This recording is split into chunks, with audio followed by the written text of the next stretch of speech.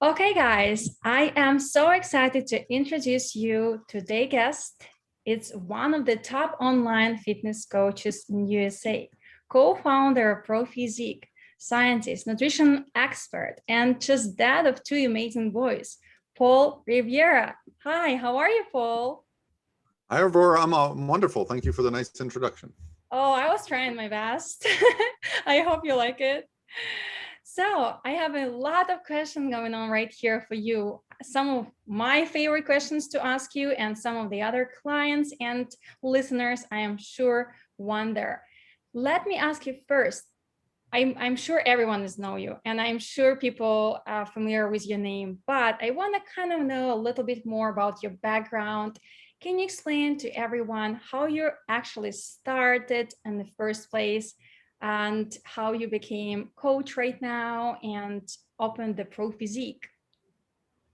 Yeah, I mean the original starting point was sometime in high school when I saw somebody that had a little bit of muscle, and I thought, wow, that's cool. Like, how did they do that?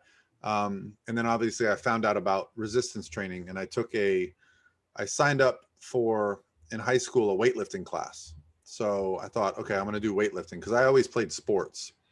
Um, and I spent the summer before weightlifting class with my best friend. We got a book called the Arnold Schwarzenegger Bodybuilding Encyclopedia. And we would literally just read through it every day and do different workouts and try different things out. So that was like my first introduction into like changing the body. Like I was like, okay, I can, if I want more shoulders, I train my shoulders, they get bigger, and then I kind of became obsessed with, I think, looking at the guys' physiques in the magazines, and I thought, wow, I'd really like to look like that. Mhm. And I realized it also helped me be better at sports. I was, able to run faster, jump higher, and all those things because I was developing some muscles outside of just playing sports. I ended up playing baseball through college, and when I got out of college, I still kept up with some working out, but I realized I was missing a competitive outlet. I was missing something because I wasn't playing baseball every day, and I joined the Gold's Gym in Fort Lauderdale where I was living at the time. And I said, you know what, I'm going to try just bodybuilding. I just literally went to the gym 4 or 5 days a week. I started eating really well, started putting on some muscle. People started noticing. And so I think, that was what really got me excited. I got really into buying the magazines and books based around nutrition and training, but I never really competed for years because I was so ingrained in like doing things with my friends and being social.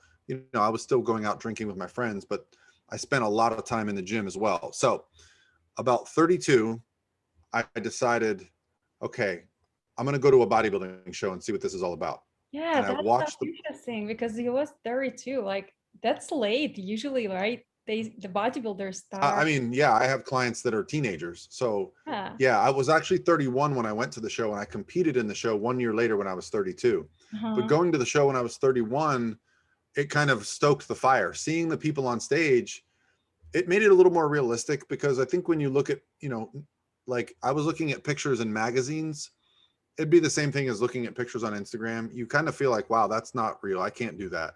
But when you see it in person, when you go to a show, you go, wow, that these people are just normal people that have just worked really hard. It's not that unattainable.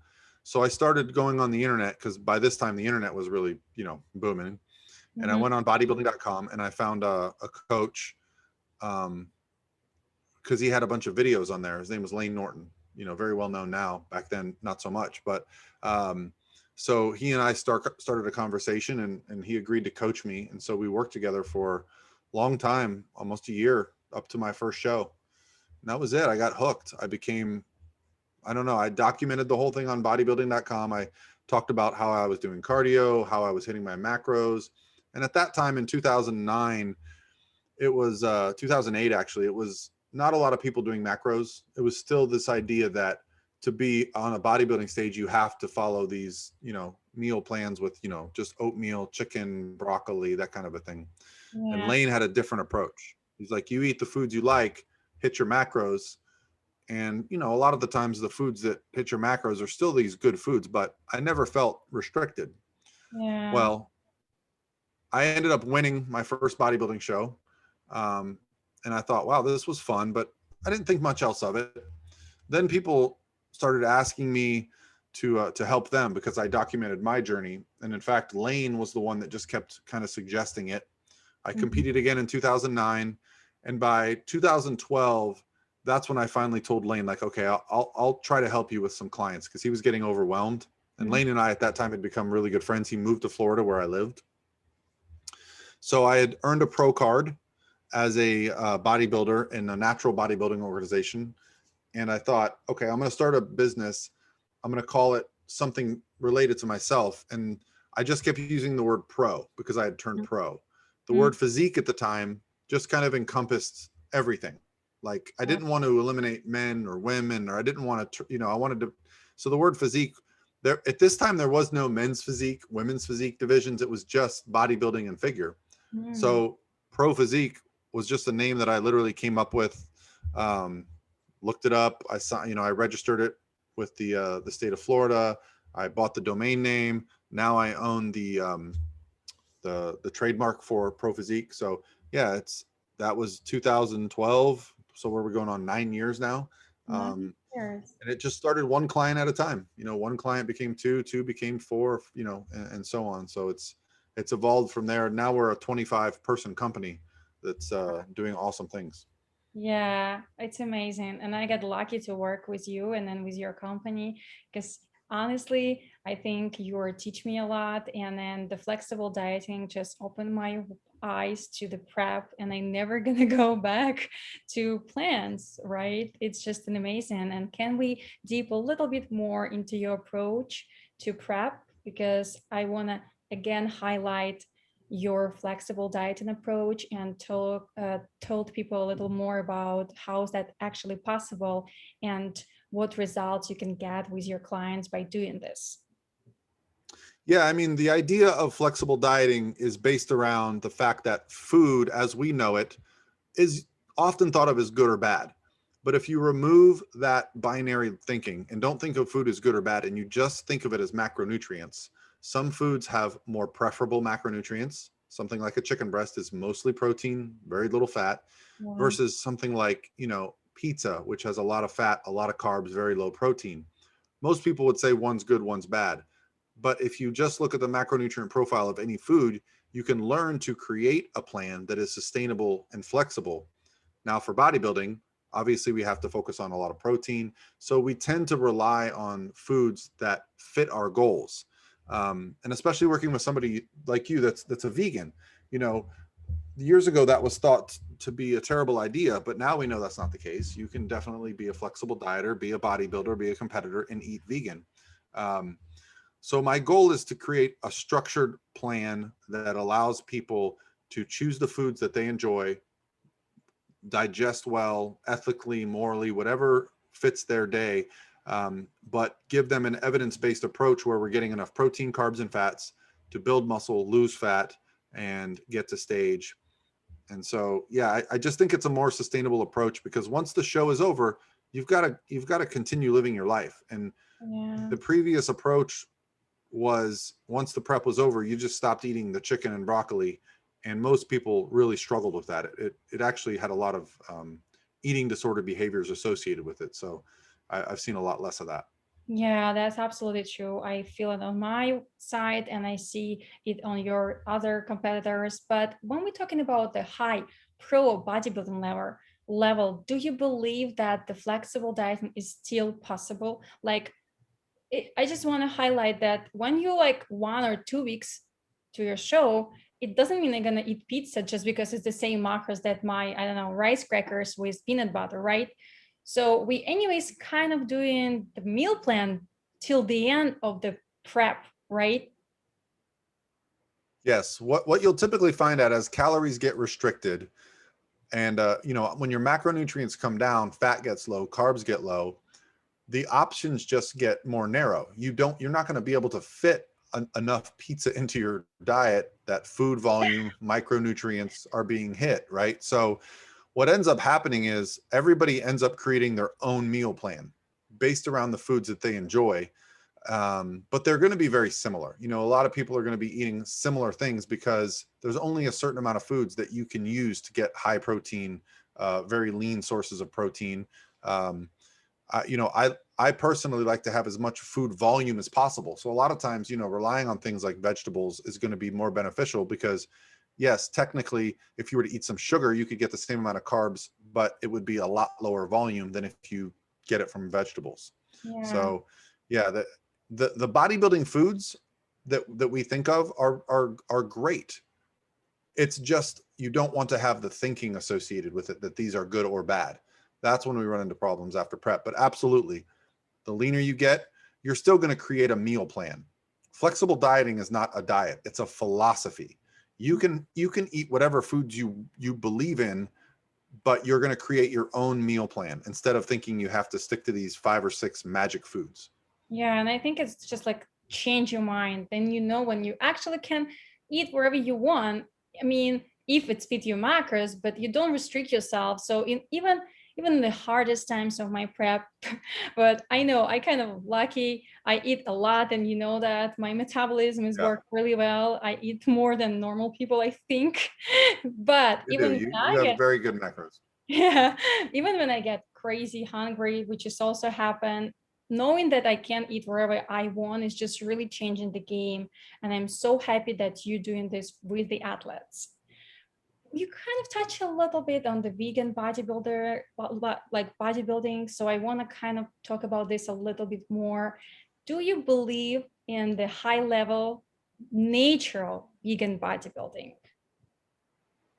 Well, it depends on what division you're talking about. I don't think that being a vegan is the limiting factor in bodybuilders being successful. That comes down usually to drug use. So if you're talking about a bodybuilder being Mr. Olympia, I think a vegan could absolutely do that. Uh, the limiting factor is drug use, and so it just comes down to genetics and those kind of factors. But I fully believe that you've seen Natalie Matthews. I think she can get to the highest level and be on the Olympia stage. So yeah, I don't think that there's a limit just because of, especially now, there's so many sources for vegans to use. I think there's a misconception that it's very hard to get protein, but Natalie has no problems and you have no problem. So, we live at a time when veganism has become a little more mainstream. And so there's more products available. Yeah, I agree with you. I don't even think I have a problem to reach my number about 140 gram of protein. I even Right. actually easy eat more, so it's really not the problem. But by doing this naturally, you think it's only possible in bikini division. If we're talking about like Mr. Olympia, you gotta use drugs. I mean, you've seen the guys like, the bodybuilders on that at that level. Yeah, that you just can't humanly get that big naturally. Yeah. The bikini division, yeah, I mean, you've seen a lot of girls get on the bikini Olympia stage as natural athletes. But the higher up you go as far as muscularity, there does usually become a requirement. So, um, you know, and that doesn't bother me. It's up to each individual to decide what their path is. Mhm. I don't judge it. I love the sport for everything it is. So with working with athletes, I just have to get to know what their goals are and what they want to do. Yeah, I just gonna share with you something that kind of broke my heart when the last Olympia happened. I was there and I was looking at this huge people, right? A lot of muscles, right? And they use the drugs. And I'm just thinking, I don't think it's healthy. And I don't think it's about like it's about the, the like I don't think it shows people that you can be healthy and then still look great. So what I know you like the sport, but do you think that each year the bodybuilders get bigger, and do you think it's on some point going to turn back off and everyone's just going to become natural, or they just going to get bigger and bigger and bigger, and then we're going to finish, I don't know, with the hulks or something? Well, I mean, I think we're pretty close to that now. Those guys do look like the Hulk, like literally, uh, you know, uh, the science behind that stuff has come forward a lot. I mean, now there are actually, doctors are prescribing hormones for people to live a healthier life. Obviously, with bodybuilding, it's just the extreme version of that. But again, I think that just comes down to personal freedoms. Everybody has a choice to make for different reasons. They want to either put on more muscle or do those kind of things. it's not something I can concern myself with. I only can really focus on what I enjoy doing and what my clients enjoy doing. Um, I mean, is it probably the best thing you can do for your long-term health? No, but when they did that study amongst Olympic athletes, they asked them, they said, if you could take a drug that would guarantee you a gold medal, but you would die in 5 years, would you take it? I think it was 85% of them said yes. What? Really? Wow. So, so that just tells you the mindset of, people at a certain point in their life. They will literally do anything to be successful. And Wow. that includes, short-term thinking over long-term. And hey, again, this comes down to personal freedom. So like, I don't judge it. I mean, part of me understands it. I love looking at it, but yeah, it's not what I want to do with my life. Yeah, I agree with you. I also don't want to take those things, but we're not going to judge them. But thank you for your honest answer. And this is incredible that this study shows that. Wow. Now I Yeah, have you have to look it up just to get the exact numbers. My statistics. It's been a while since I mhm. thought about that study, but it's been around for a while. Okay, yeah, have to look up. So now I'm gonna have a question, which is a lot of people ask me, and I'm sure they ask you too. How to grow muscles and still be lean? Is that even possible? Yeah, yeah. I mean, the two processes are kind of opposing in nature, because to build muscle, technically we need to be anabolic, which means we need to be taking in a surplus of calories. To lose fat, we need to be losing fat through the caloric deficit we create, which should limit our ability to build muscle. So what we typically do as bodybuilders is spend the majority of our time in a building phase, right? Not dieting for shows. Because it does become difficult to keep and maintain muscle, especially as a natural athlete, because there is going to be a normal adjustment when you lose body fat. Hormonally speaking, your body is going to you're going to have less energy. You're going to not recover as well. Motivation will be down. So yeah, I mean, it's a long process. It takes a dedication to diet, training, and all those things. But the evidence that I've seen, the research that I've seen, you can keep all your muscle throughout a contest prep if you diet slow enough, if you make sure you're getting adequate macronutrients, including protein, if you keep your training at the forefront. But you should not, you should not stay in contest shape for an extended amount of time. There should be a goal, a couple shows, and then you should put, body fat back on gradually and get to a place where you are building again. That's what the sport is built around. Yeah. Have you ever have a client who was doing a lot of shows, right? And then she's staying really lean, and then you feel and you see that she have to push back and then get on higher, macros and then get some rest. And this client, let's say, don't want it. She's saying like, I want to still compete. I want to keep going. What you will do? Like, what did you say to her, or if it's happened? Oh, it happens quite frequently, because at the level that we're competing, and you've competed at these levels, the goals are usually to get a pro card, right? So if I have a competitor that does a show, let's say in May, and she misses her pro card by one spot, and the next show is not until August, well, what do? We have to have a plan for how to get between shows. Yeah. So, the strategies that we've come up with include reverse dieting. And then you have to determine, what was the feedback? Do you need more muscle? If you need more muscle, you're not going to get more muscle in 2-3 months while being that lean. Do we need to take time off? So it's a case by case basis. I've had girls compete over the course of an entire year, but a lot of the tools in my toolbox that I have now include things like diet breaks and reverse dieting. This allows us to, while maybe not be in the best position possible because we're kind of lean, at least bring food up and cardio down and maintain while doing the best we can. And so, you don't have to just suffer that whole time. I just had a girl do a show 2 weeks ago. She wants to do another show in October. And she's like, do we have to diet that entire time? And I was like, no, we're not going to be in a deficit anymore. We're going to bring food up. And she was so relieved, Mhm. because she thought she was going to have to stay in shape all the way until October within a few pounds. So, it's about understanding how the body responds, but it's a case by case basis. But I definitely try to encourage girls men, anybody competing to do a group of shows together. But if you've got a situation where, let's say you get qualified for the Olympia and that's only 4 months away, you're not going to say no, you know, Yeah. so it's a case by case basis. Yeah, especially with this COVID-19 show cancellations, right? I'm sure this type of cases was a lot on the last year. And I want to ask how this affect your business. Is the Pro Physique business being affected by COVID, or everything was not affected and your competitors was still with you and stuff like that? So there was a lot of impact from COVID. The first thing was obviously gyms closing, Yeah. competitions being canceled. Pretty much worldwide, there was a downturn in competitions. However, I think I've been doing this long enough. I tried to stay ahead of it. I tried to help everybody mentally prepare.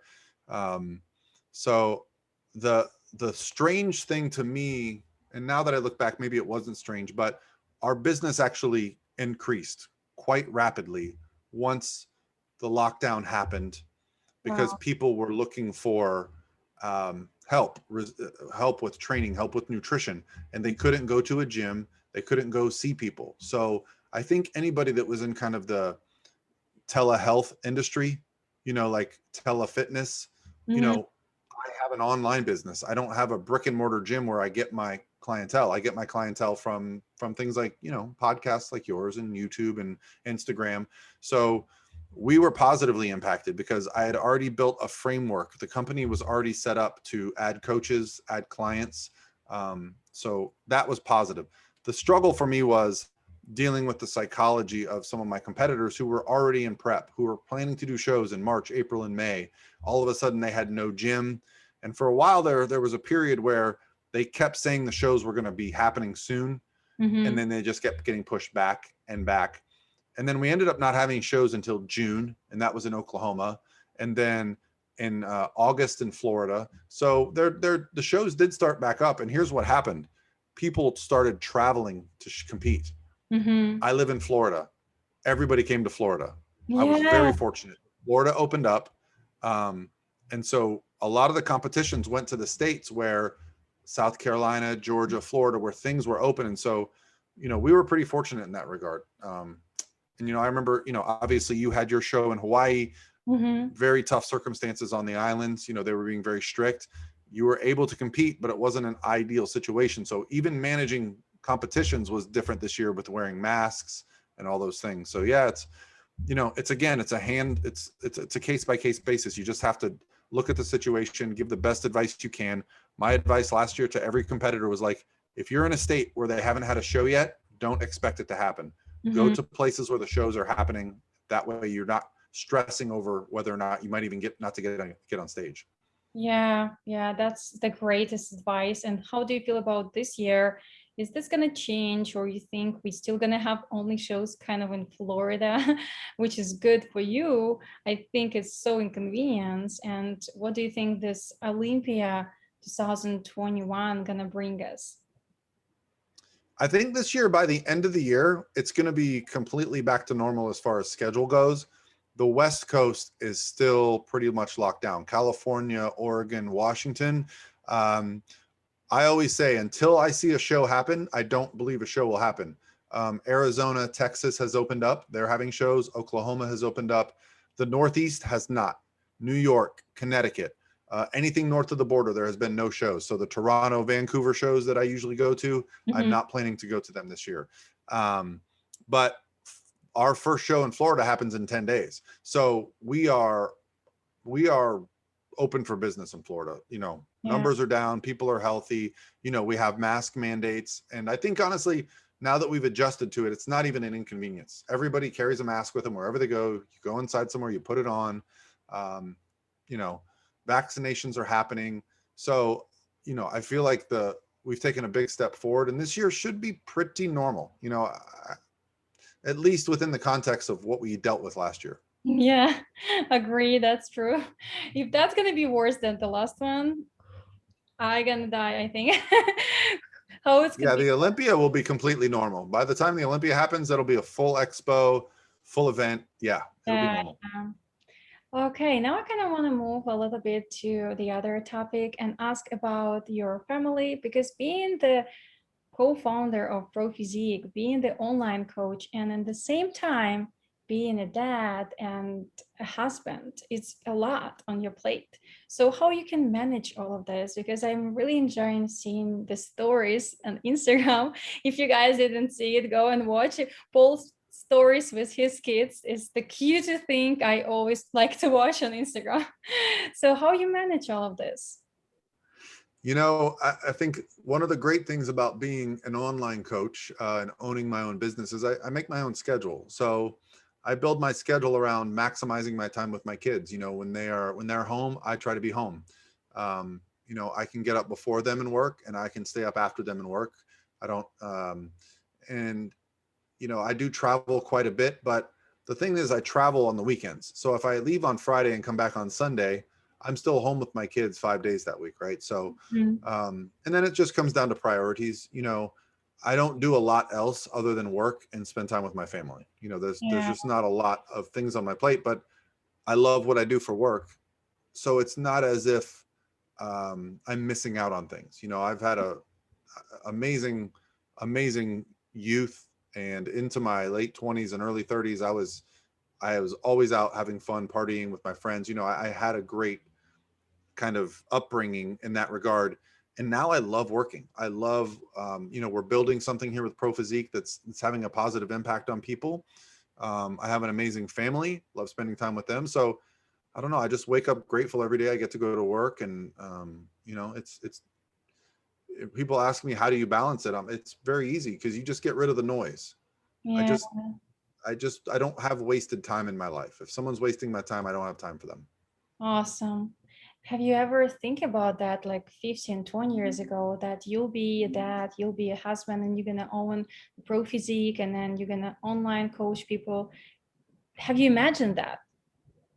No, because 15 years ago there was no such thing as what I do. Yeah, you're The, right. the internet basically changed the world. So I was just an early adopter of taking coaching to an online platform. I mean, Mhm. even what you and I are doing now is kind of a new thing. Like Zoom meetings were not even here a few years ago. Um, you get my video updates every week. Yeah. That wasn't Love a them. thing I when I first love started it. coaching.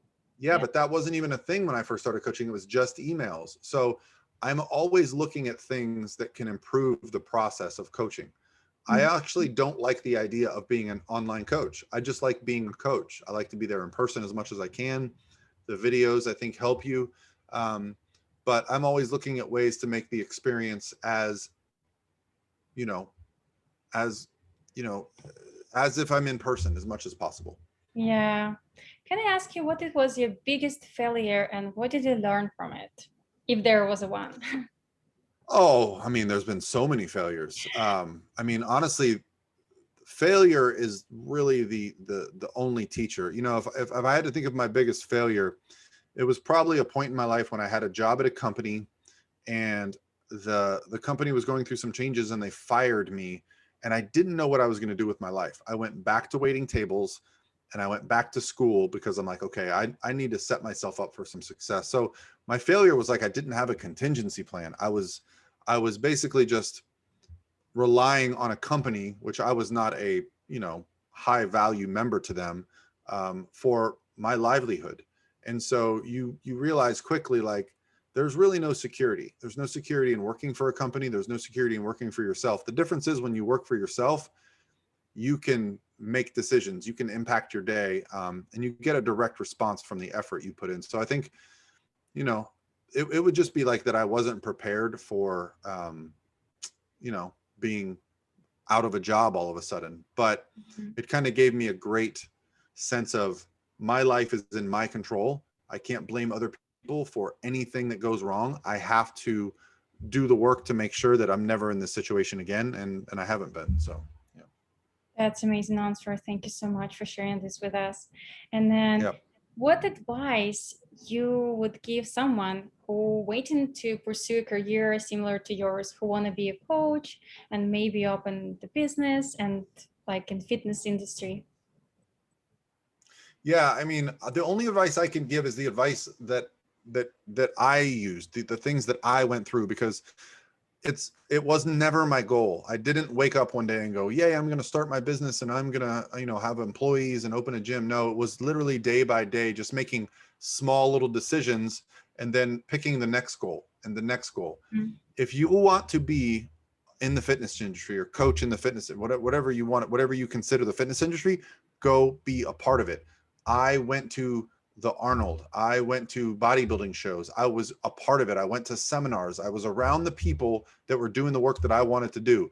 I expressed interest. I said, hey, I'd like to learn more about this. Oh, well, then you should go to this seminar. Hey, I'd like to get involved in this. Hey, you should come take this opportunity. So it just requires you being around it. If somebody, this is something I learned, and I actually have a master's degree in business administration, and something I learned in that Really? I program didn't know was, that. Wow. yeah. So, well, that was part of me, after I lost that job, I said, well, I need to go back to school and just, I need to make myself more valuable to an organization. I can't just get by. So and this was a great lesson I learned while I was in school. One of my teachers said, what's the job you want? And I said, hey, I want to be the chief information officer for a Fortune 500 company. Mm-hmm. So chief information officer is basically the IT person for the company. Mm-hmm. And that's what I was doing at the time. I was studying information technology. The teacher said, I want you to reach out to 3 people that have your job and set up an interview. And I did. And a couple of them answered, and I actually got somebody on the phone, and I said, how did you get this job? Mm-hmm. And they told me, I worked at this company. I went back to school. I transferred to this company. I went back to school. It was a constant process of experience and education. So I took that same path with myself. I actually got to a position where I could have become the CIO for a company.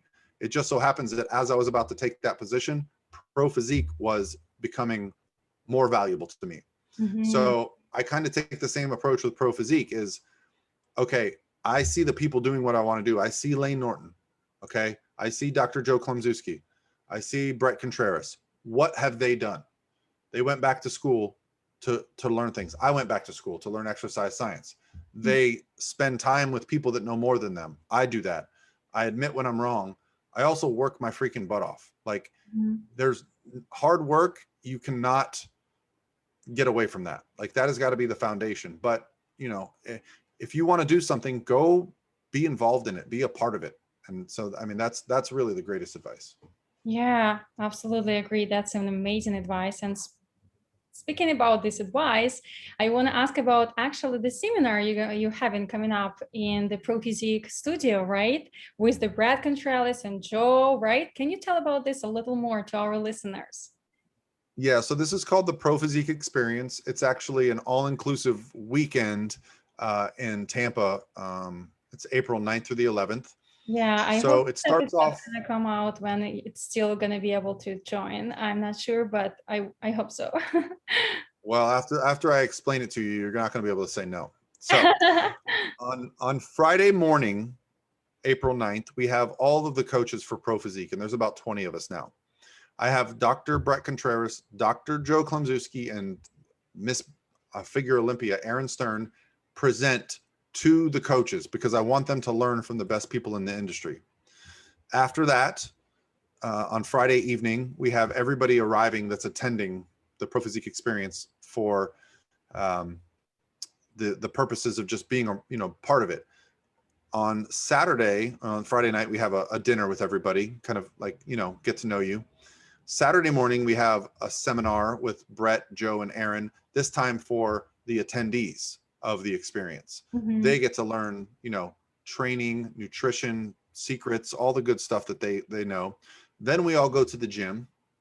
Then we all go to a dinner, which is this year going to be on a yacht that is just for us. Wow. So we're going to have a ocean cruise on a yacht, just the Pro Physique Experience, coaches, attendees. Sunday is the same thing, but we don't do a seminar. We get up, we eat, we go train together. There'll be a lot of obviously bikini posing. There'll be a lot of, Dr. Brett Contreras is obviously known for his training the glutes. So every single person there is going to want to do some training with Brett, and he's going to show how people execute exercise. Aaron and Deraja and some of the other people that have been on the Olympia stage, they're going to help people with posing. So it's kind of just an all-inclusive fitness weekend. And the idea comes from when I used to go to the Arnold or the Olympia, I would have 20, 30, 40 clients there, a bunch of friends, and we would not have anywhere to go and just spend time with each other. So I thought, why don't we just create our own weekend where Wow. it's all inclusive, just with us. We all stay in the same hotel. We set it up so that we can walk everywhere. We can walk to the gym. We can walk to dinners. So there's a lot of bonding involved. It's a lot about building the community aspect. Because that's the most important thing to me, is that we're together doing this. So yeah, hopefully you can come. Yeah, that's amazing. But also for people who may not going to be able to come because of COVID restrictions or wherever they have on the plate, you Yes. have an online preview, right? Yes. So we are going to allow people to purchase certain things a la carte. So you can purchase just the seminars with myself, Brett, Aaron, and Joe. You can also, I think, if you're like, so say if you came, you could just have your husband come on the cruise for the dinner, right? So there's a la carte things that we can do. So yeah.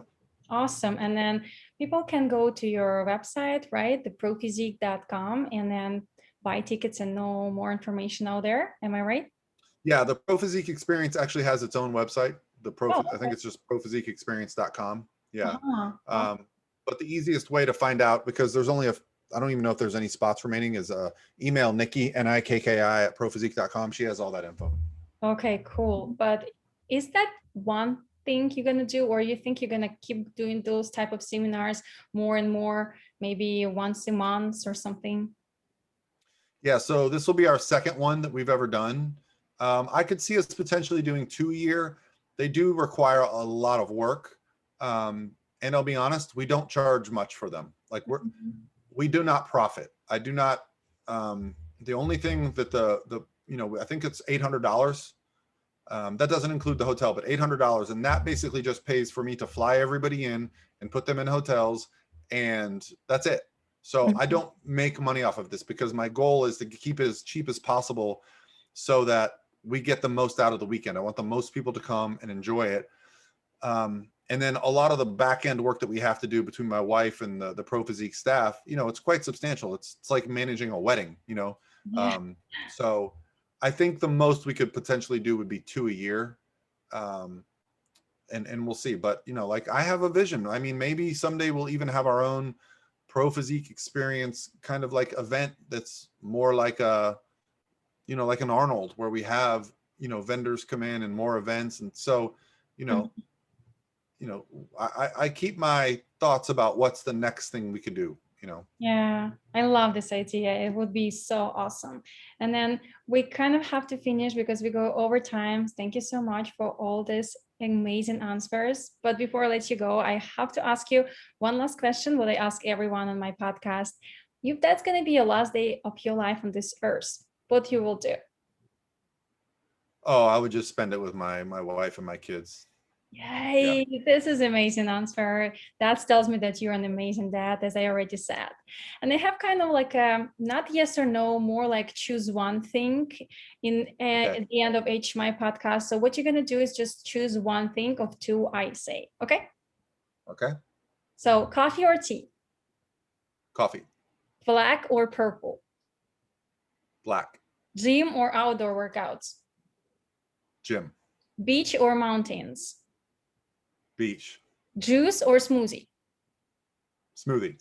Wine or water? Wine. Chocolate or sweet cream? Chocolate. Kiss or hug? What was that one? Kiss or hug? Kiss. Yeah. Love or sex? Love. Yeah. Awesome. Thank you so much. There was a kind of a small and yes or no thing I do with everyone. And then before you're going to finish with me, can you please tell everyone, maybe they don't know how they can connect with you and the best way to reach you if they want to be your clients? Because as I already said, guys, Paul is amazing coach. What I like about Paul, he's not only tell you what to do, he is explain why we do this. So he's an amazing teacher as well. So how people can find you? The easiest way is just go to prophysique.com, just like it sounds. And there's, the best way to reach us, you fill out a questionnaire in there, and we set up a free 30-minute phone call. So everybody we work with, we want to make sure we get to know them and they get to know us before, we're not looking to just take money from people. We really want to be providing value. And then, I love my YouTube videos and I love my Instagram account. So I'm Paul Revelia on both. You can find me on both those platforms. And then, hopefully if you go to a bodybuilding show and you see me, you say hi. I love meeting people. Yeah, and then all the descriptions going to be down below in the description box, guys, if you want to connect with Paul and then have a assessment with him, because this is amazing thing he'd do before he signed up with you. And then thank you so much again, Paul,